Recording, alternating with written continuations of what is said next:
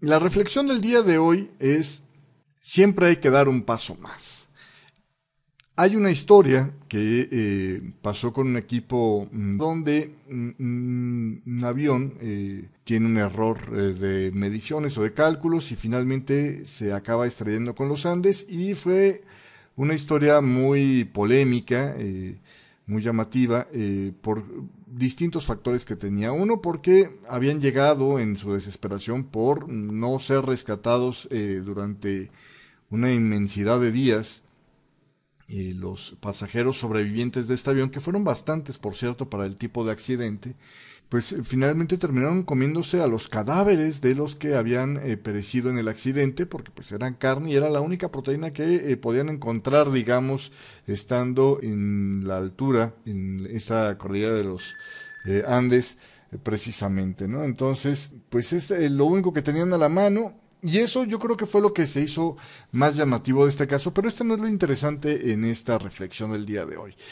Hay un pequeño grupo de muchachos dentro de este conjunto de accidentados que no se resigna a morir en las montañas y que deciden pues echar a andar, ¿no? En medio de esa inmensidad, sin estar preparados, porque no es lo mismo aquel que va a escalar una montaña teniendo pues todo el traje térmico, los spikes en las botas, el piolet en la mano, etcétera, a aquel que, pues vestido como cuando vas a un avión, ¿no? Que es prácticamente lo mismo que cuando estás en la sala de tu casa, pues de repente decide caminar en medio de la inmensidad de las montañas para tratar de encontrar algo de civilización y poderse salvar, ¿no? Porque entendían que quedarse donde estaban simplemente no era un remedio y preferían pues morir intentándolo que quedarse congelados ahí para el recuerdo en esa montaña.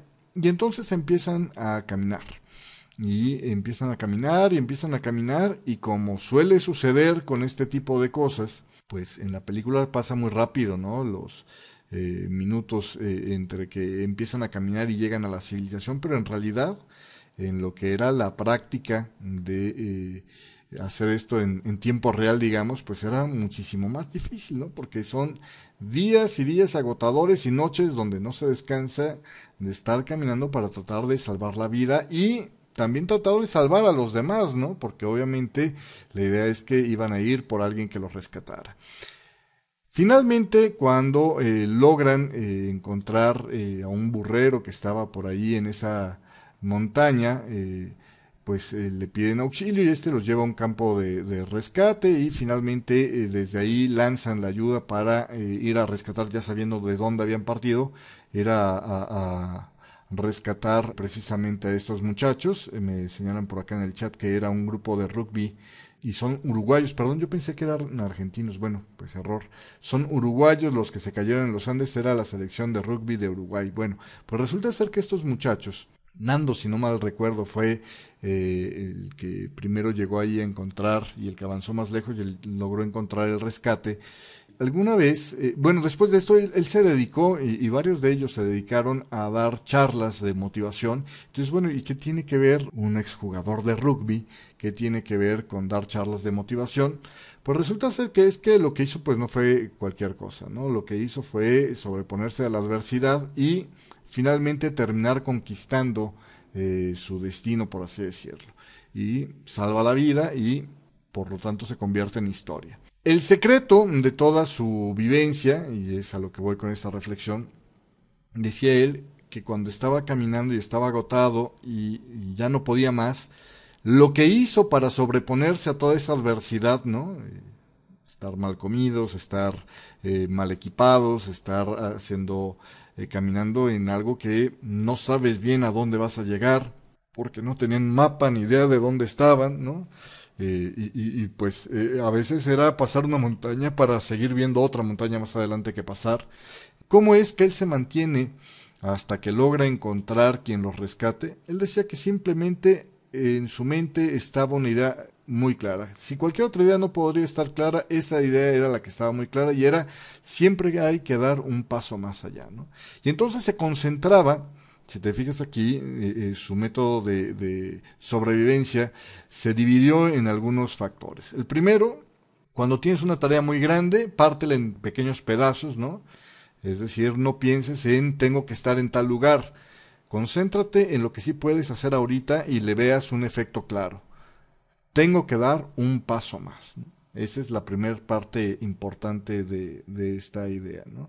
Tengo que dar un paso más y un paso más. Y no importa todo lo demás, con que pueda yo dar un paso más y después volverlo a repetir, dar otro paso más. Si me mantengo haciendo esto, eventualmente tengo que llegar a algún lado, ¿no? Entonces, cuando tengas una tarea muy grande por delante, lo importante es que te concentres en una sola cosa, solo dar un paso más. Muchas veces nos perdemos en el esfuerzo de lo inmenso, ¿no? En el tratar de ver el todo y no nos concentramos en lo que sí podemos realizar, que es dar el siguiente paso.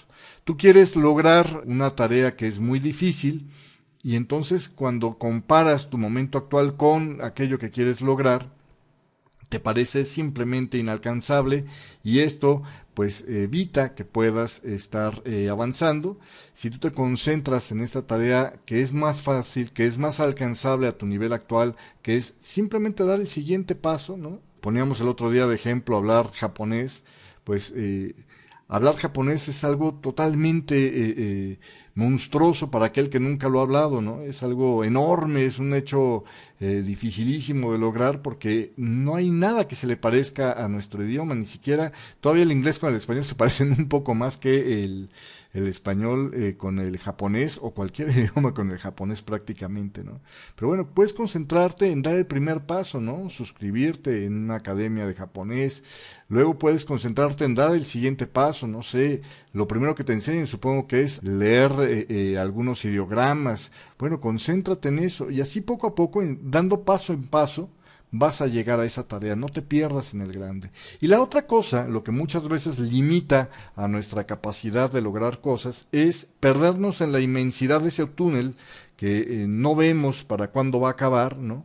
Y se nos olvida que simplemente con caminarlo se acaba el túnel, o sea, cuando tú estás en un lugar que no parece que hay salida, que estás pero perdidísimo en un esfuerzo que no sabes si estás avanzando o no, porque no ves la salida, ¿no? Cuando ya tienes la salida, cuando ya ves la luz al final del túnel, ya tienes una referencia de qué tan cerca está, porque esta se va agrandando, pero cuando no hay luz al final del túnel, lo que tienes que hacer es concentrarte en lo que estás haciendo, dar el paso más, dar un paso más, ¿no?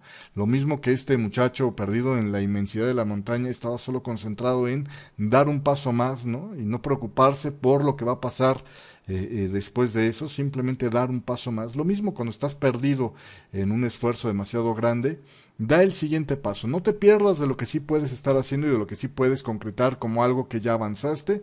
Da el paso más y eventualmente haciendo esto con constancia, la lógica pura indica que vas a llegar a esa meta donde tenías que llegar.